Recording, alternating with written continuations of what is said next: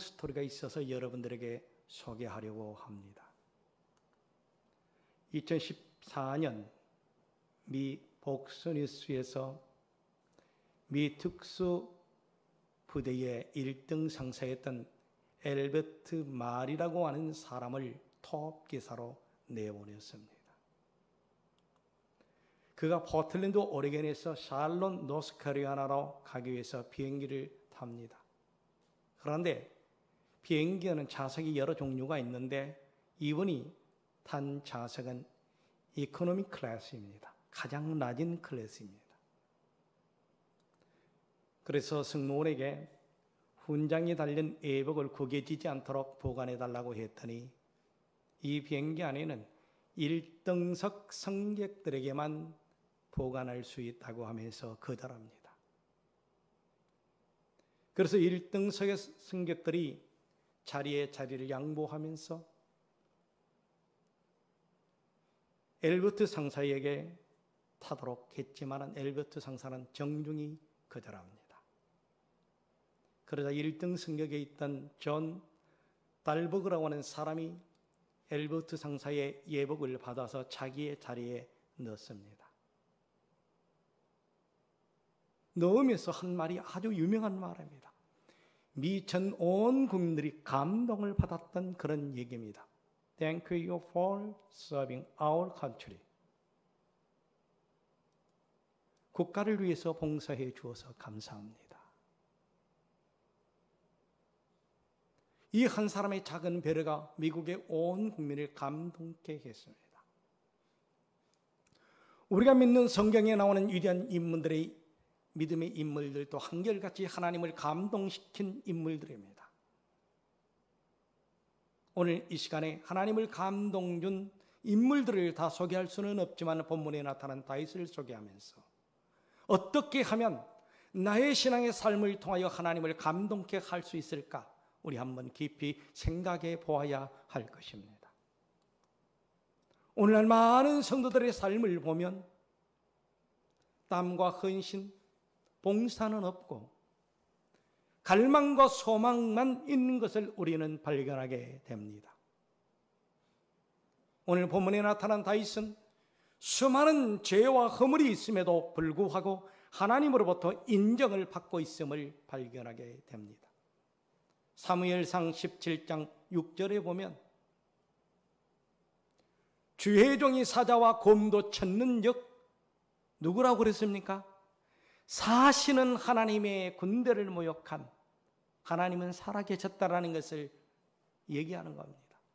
이 할례 없는 블레셋 사람이니까 라고 외칩니다. 어려서부터 다윗은 살아계신 하나님을 전적으로 믿고 나아가는 믿음의 삶을 행동으로 옮겼던 사람이었습니다. 또한 그렇게 살았습니다. 하나님은 늘 다윗의 그런 모습을 보고 감동하지 아니할 수 없습니다. 여러분의 삶을 통해서 하나님을 감동을 주시는 귀한 성도들이 되기를 바랍니다. 사무엘하 12장을 보면 다윗은 책망을 듣습니다. 누구로부터? 나단 선지자로부터 책망을 듣습니다. 지금으로 말하면 목사에게 책망을 듣습니다. 그런데 다윗은 왕입니다. 나라를 호령하는 왕이지만 자존심 다 버리고 나단 선지자의 말을 듣고 그대로 순종을 합니다. 사무엘하 12장 13절을 보시기 바랍니다. 우리가 함께 읽어볼까요? 다윗이 나단에게 이르되 내가 여호와께 죄를 범하였노라 하매 나단이 다윗에게 대답하되 여호와께서도 당신의 죄를 사하였나니 당신이 죽지 아니하려니와 자기의 죄를 솔직하게 고백한 다윗. 진솔한 죄를 고백할 때 우리 하나님은 들으셔서 그 죄를 용서해 주심을 믿으시기를 바랍니다. 혹시 내가 도저히 용서받을 수 없는 죄를 범했다 할지라도 그 죄를 발견한 이후부터 철저하게 하나님 아버지 앞에 내 죄를 고백할 때 우리 하나님은 우리의 죄와 허물을 용서해 주심을 믿으시기를 바랍니다. 그의 죄를 용서해 주실 뿐만 아니라 실질적 진실한 믿음의 사람 다윗을 통하여 이스라엘을 통일시킵니다. 이 민족이 두 동강이가 나 있습니다. 우리가 아스팔트를 깔면서 데모를 한다 할지라도 해결되지 않습니다. 먼저 나의 잘못이 무엇인지, 위정자의 잘못이 무엇인지, 선자의 잘못이 무엇인지 하나님 아버지 앞에 철저히 엎드려 기도하고 회개할 때 이 나라는 하나가 되는 놀라운 축복의 역사가 나타날 줄 믿습니다. 지금 하나가 되지 못했어요. 보수와 그리고 진보와 갈라졌어요. 저는 이승만 대통령이 얼마나 우리 민족이 하나가 되지 않았으면 인민족이 흩어지면 죽고 뭉치면 삽니다. 얼마나 한스러웠어요. 하나님은 늘 자기의 부족과 잘못을 진실하게 고백하는 사람 편에 쓴다라는 것을 우리는 알아야 합니다. 이런 다윗을 통하여 이스라엘을 통일시켰고 초대 왕이 되어서 난공불락의 요새인 예루살렘 성을 빼앗고 바로 이어서 블레셋과 두 번의 전쟁을 대승으로 이끌어갑니다. 그러나 왕권과 국력은 군사력에만 있는 것이 아니라는 것을 깨닫습니다. 백성들의 신앙과 도덕성 그리고 백성들의 일체감을 위해서 엘라 유다에 있던 법궤를 다윗성으로 옮기려다 실패를 합니다. 그러나 두 번 시도 끝에 법궤를 다윗성으로 옮겨 휘장 가운데 두게 됩니다. 이런 상황이 오늘의 본문의 말씀입니다. 1절을 보시기 바랍니다. 여호와께서 주의 모든 원수를 어떻게 하시자? 물리치사. 왕으로 궁에 평안히 살게 하신 이때에 라고 말씀하고 있습니다. 본문 내용은 왕권의 기반이 든든해지고 신앙적으로 일체감이 넘치고 군사력이 강해졌습니다. 이방 족속과 싸움에서 연승함으로 인하여 나라는 평화가 깃들었습니다. 그때 다윗의 마음은 어떠했을까요? 이만하면 살겠구나. 전쟁 없이 편안히 조용히 살자. 그렇게 생각했을 것입니다. 그런데 아닙니다. 되게 사람들은 편안하면 자기만을 생각하면서 그냥 편안하게 살려고 합니다. 누가 그래요? 이 목사는 그냥 편안히 살게. 나이에 왜 이렇게 애쓰고 있냐고. 하나님의 일이기에. 다윗은 오늘의 본문에서 이렇게 말합니다. 본문 2절을 우리 함께 읽어보도록 하겠습니다. 왕이 선지자 나단에게 이르되 볼지어다 나는 백악육국에 살거늘 하나님의 교회는 휘장 가운데 있도다.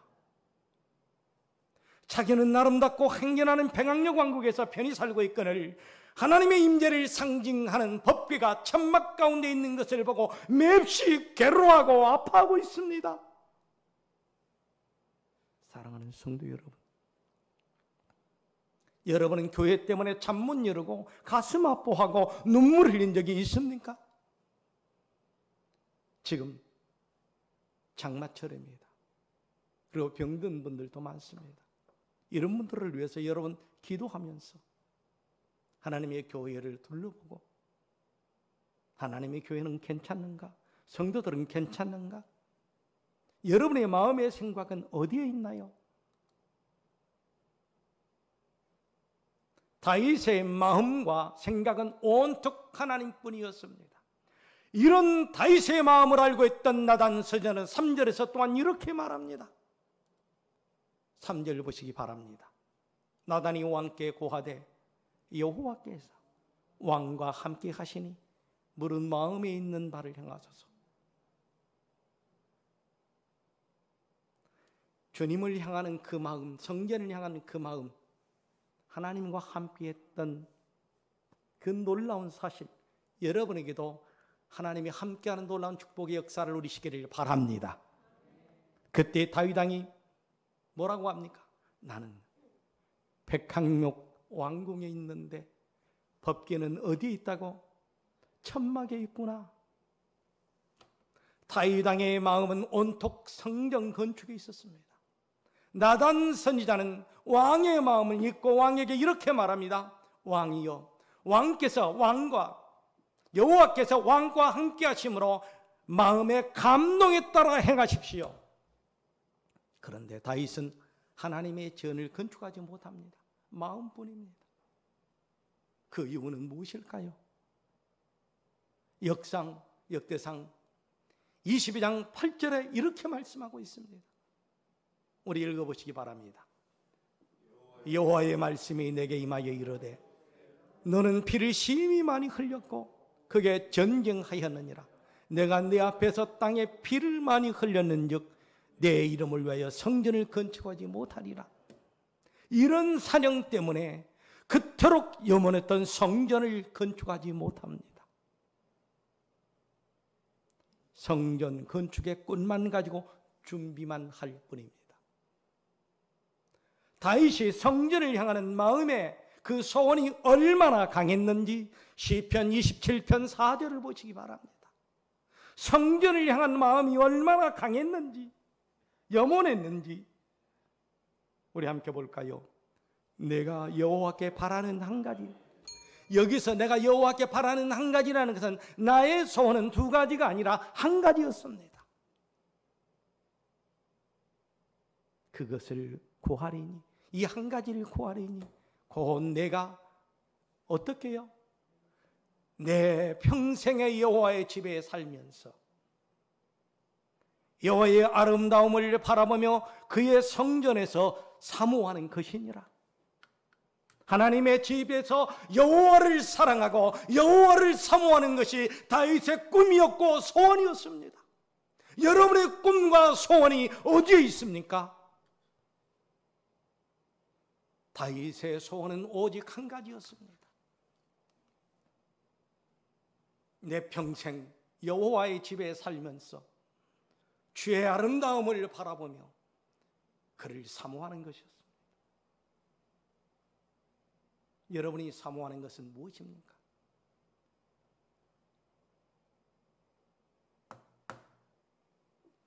다윗의 이런 모습을 보시고 하나님은 감동하십니다. 어떤 사람은 이렇게 말합니다.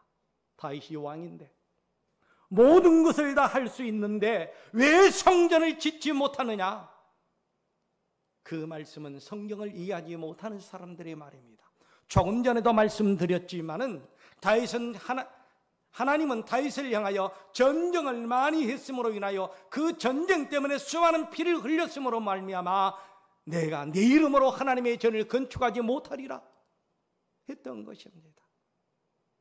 이런데도 성전을 향하는 마음은 불타 있습니다.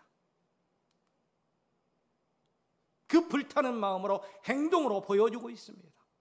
이러했기 때문에 하나님은 감동을 받았다는 것입니다. 성전을 건축하지 못했지만 성전을 향한 그 열망과 열정은 가득했습니다. 하나님이 너무 감동한 나머지 이런 축복을 다윗에게 허락하십니다. 하나님을 감동시키면 하나님은 우리의 삶 속에 이런 축복을 허락해 주십니다. 본문 9절을 보시기 바랍니다. 우리가 함께 읽어보도록 하겠습니다. 내가 가는 곳에 누가 함께 하긴다고요? 내가 가는 곳에 주님께서 함께 하시고 내 모든 원수를 내 앞에서 멸하시고 내 앞에 있는 원수를 모두 제거해 주시고 내 앞에 있는 모든 원수를 멸해 주시고 그뿐입니까? 땅에서 위대한 자의 이름같이 내 이름을 위대하게 만들어 주리라. 여러분의 자녀들의 모든 이름을, 여러분의 삶을 위대하게 만들어 주리라. 나는 소원합니다. 우리 교회 여러분들의 자녀들이 우리 교회에서 위대한 신앙의 이름으로 권사님으로 장로님으로 남기를 소원합니다.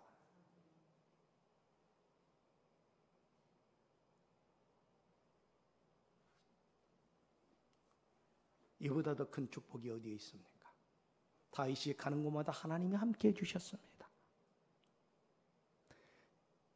다윗을 괴롭히는 자에게서 다윗을 보호해 주시고 멸해 주셨습니다. 이 땅에서 그의 이름이 위대하리라 약속했는데 그 말씀을 이루어 주었는데 다윗의 자손이여 누구라고? 예수여. 이보다 더 위대한 이름이 어디에 있나요? 없습니다. 다윗의 자손이 예수여. 우리 장로님들의 자손이 누구요? 어떤 장로요? 우리 김 장로님의 자녀가 또 김 장로의 자녀들이 되고 박 장로님의 자녀가 또 박 장로님의 자녀가 되고 우리 송 장로님의 자녀가 또 그리고 그 후손이 이름이 높여지는 역사가 나타나기를 바랍니다. 자기 이름을 안 불러줬다고 아멘을 하자.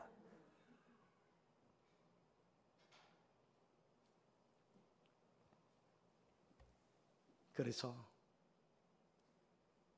다윗은 오직 여호와 한 분만을 위해서 건축하기를 소원했습니다. 사무엘상 7장 22절을 보시기 바랍니다. 함께 봅니다. 그런즉 주 여호와여 주는 위대하시니 이는 우리 귀로 듣는 대로는 주와 같은 이가 없고 주 외에는 다른 신이 없다. 다윗이 고백한 것처럼 이 땅에는 위대한 분은 오직 한 분, 다른 신은 없고 여호와만이 우리의 삶의 신의 주인이라는 것을 믿으시기를 바랍니다. 여러분의 주인은 누구이십니까? 바로 주님이십니다.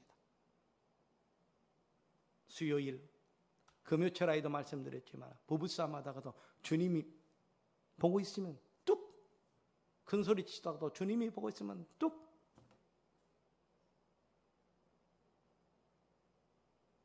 이승복 목사님이 걸을 때도 살며시 걸었다잖아요. 왜? 주님이 함께 걸어가시기 때문에. 영국의 유명한 소설가이자 성공의 평신도였던 루이스는 이런 말을 했습니다. 천국을 지향하면 세상을 덤으로 산다. 교회를 지향하면 세상을 덤으로 산다. 그러나 세상을 지향하면 둘 다 잃어버린다. 우리는 이 세상 것들을 지향하는 사람들이 아니라 천국을 지향하는 백성임을 믿으시기를 바랍니다. 그런데 미련한 사람들은 둘 다 어디에다 망하고 맙니다. 그런데 성경은 두 사람을 주인으로 섬길 수 없다고 단언하고 있습니다. 본문은 이런 사실들을 얘기하고 있는데 다윗은 이런 사실을 알았기 때문에 내 마음을 확정했노라라고 기뻐합니다. 그래서 마음과 뜻과 힘을 다하여 여호와 하나님을 사랑했노라고 고백하는데 여러분, 마음과 뜻과 내 모든 것들을 다하여 여호와를 사랑하는 저와 여러분이 되기를 바랍니다. 창세기 22장에 보면 이런 얘기가 나옵니다. 한 노인이 자식이 없습니다. 100살이 다 되었는데 자식이 없는데 얼마나 괴롭겠습니까? 그런데 100살이 다 되어서 하나님이 자식을 줍니다. 그런데 주었던 자식은 변덕스러운 하나님이 다시 드리라고 하는 거예요. 이성적으로 생각하면 도저히 이해할 수 없는 것입니다. 하나님의 유치에도 맞지 않습니다. 하나님의 약속에도 맞지 않습니다. 그런데도 창세기 22장 2절에 보면 독자 이삭을 드리라는 그 명령을 받고 100세였던 이 노인 아브라함은 일찍 일어나 지게에 뭘 지고 장작을 지고 어린아이를 앞세우며 모리아산으로 갑니다. 당시에 하나님께 예배 드릴 때 빈손으로 간 것이 아니라 재물을 가지고 갔거든요. 여러분, 오늘 이 자리에 나올 때 내 몸과 마음이 재물이 되기를 바랍니다. 각을 뜨는 그런 마음으로 오셔야 졸지도 않고 성경에 몰두할 수 있습니다. 내 죽으러 왔다.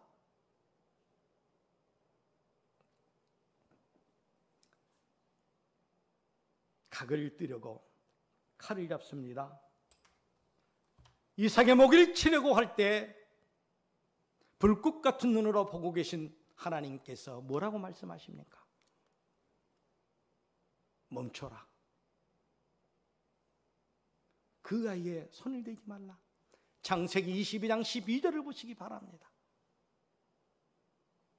사자가 이르되, 뭐라고 했나요? 사자가 이르되 그 아이에게서 내 손을 대지 말라. 그에게 아무 일도 하지 말라. 내가 내 아들 내 독자까지도 내게 아끼지 아니하였으니 내가 이제야 내 하나님을 경외하는 줄을 아노라. 이 목사의 얘기가 아니라 하나님의 말씀입니다.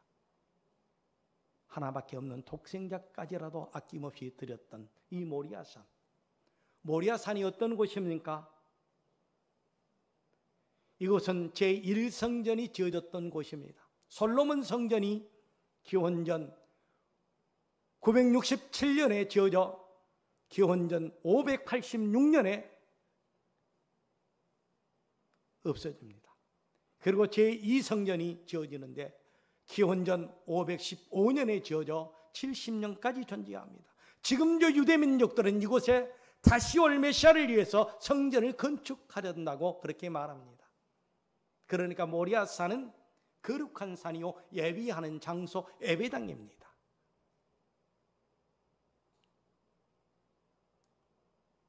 이 예배당에서 자기의 아들을 제물로 드립니다.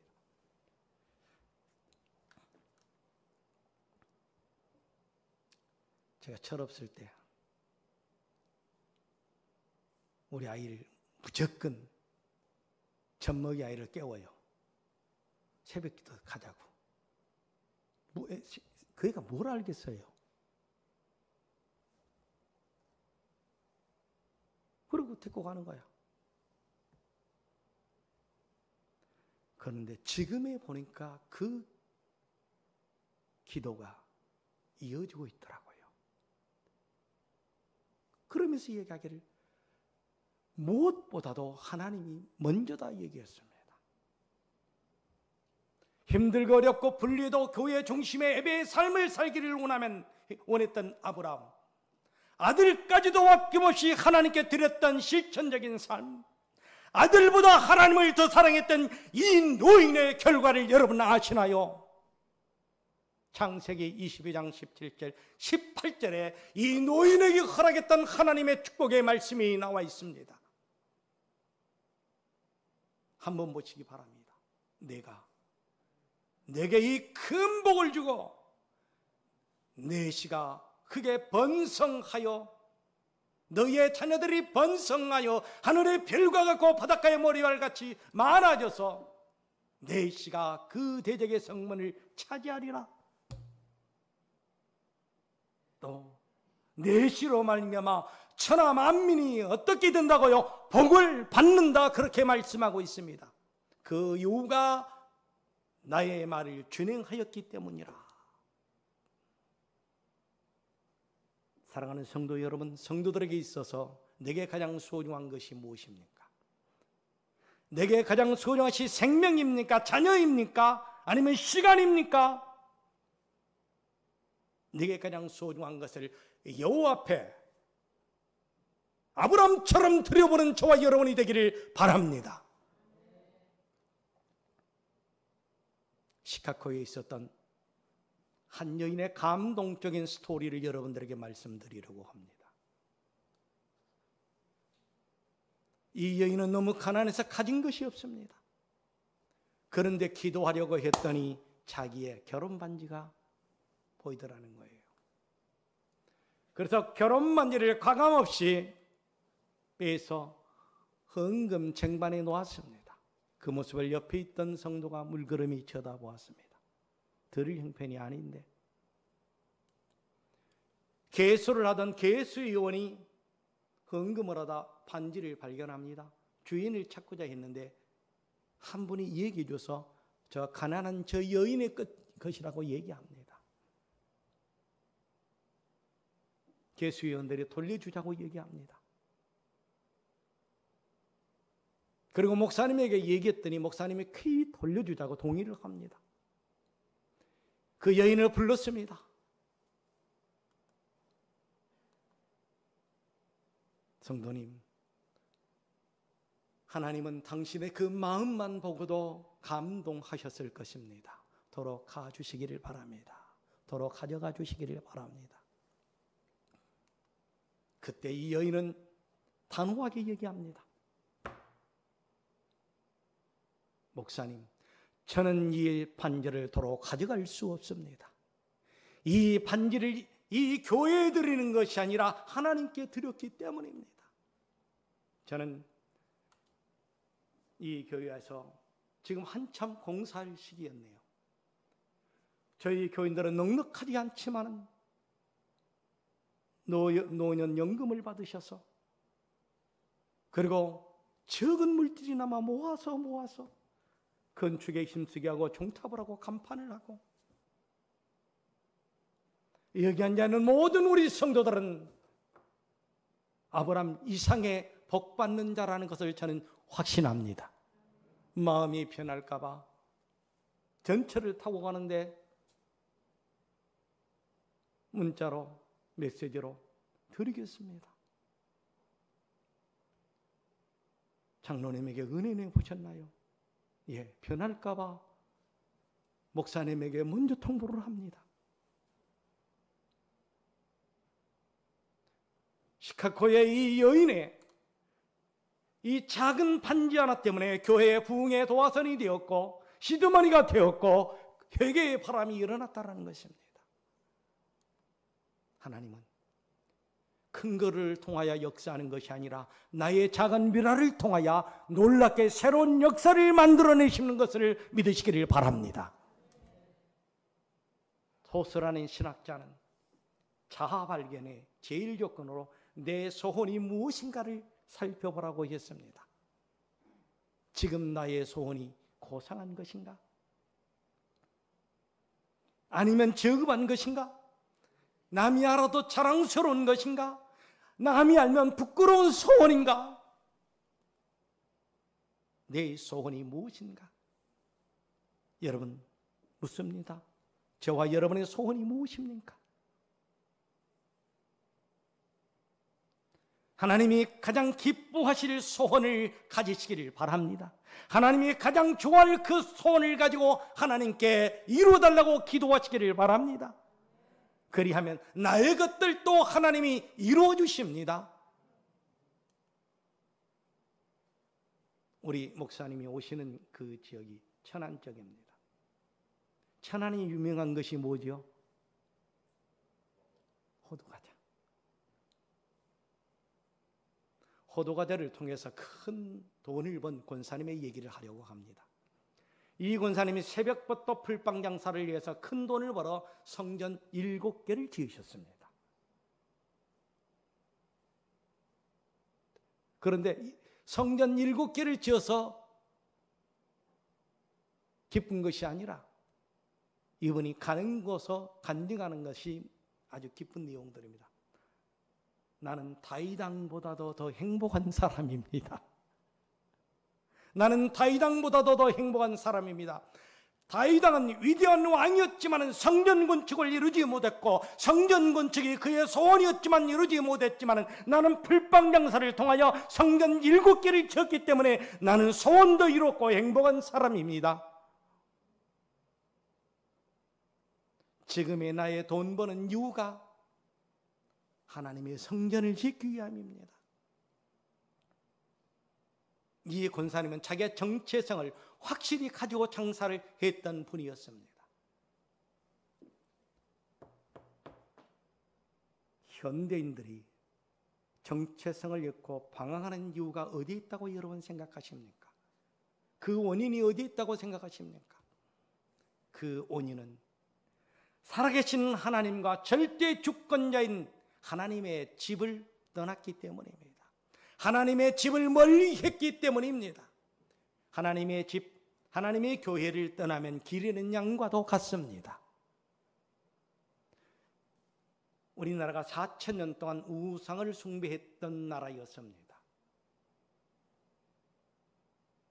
우리나라가 예수를 믿어 이 짧은 시간에 경제적, 정치적으로 성장하고 민주화를 이루게 된 것은 전국 방방곡곡에 하나님의 집, 교회가 세워진 덕분임을 믿어야 할 것입니다.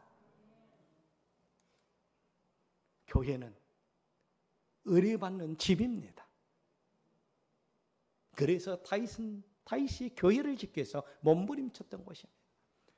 교회는 구원의 방주입니다. 교회는 하나님이 계신 곳이며 교회를 통하여 하나님이 축복하십니다. 그래서 이 권사님은 교회를 세우기 위해서 새벽부터 풀빵양사하면서 뛰는 것입니다. 그렇습니다. 우리가 다윗왕보다 더 행복하게 살 수 있는 비결이 있습니다. 그것은 하나님을 감동케 하면 됩니다.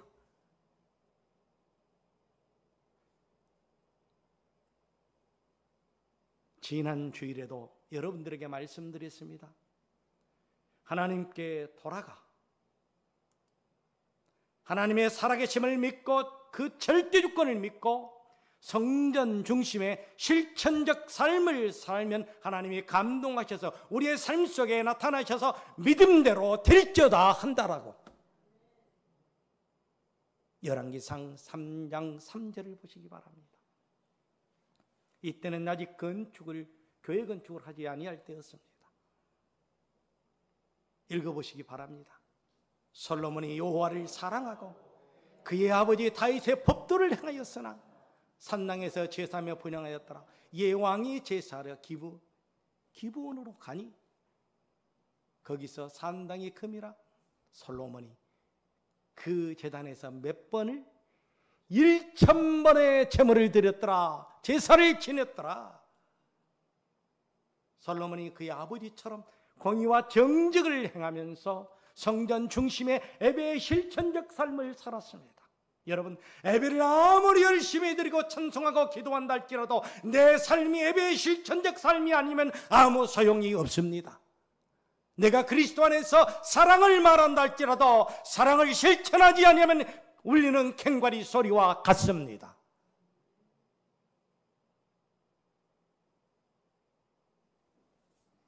그는 하나님의 뜻과 섭리를 알았기에 1,000번의 번제를 드립니다.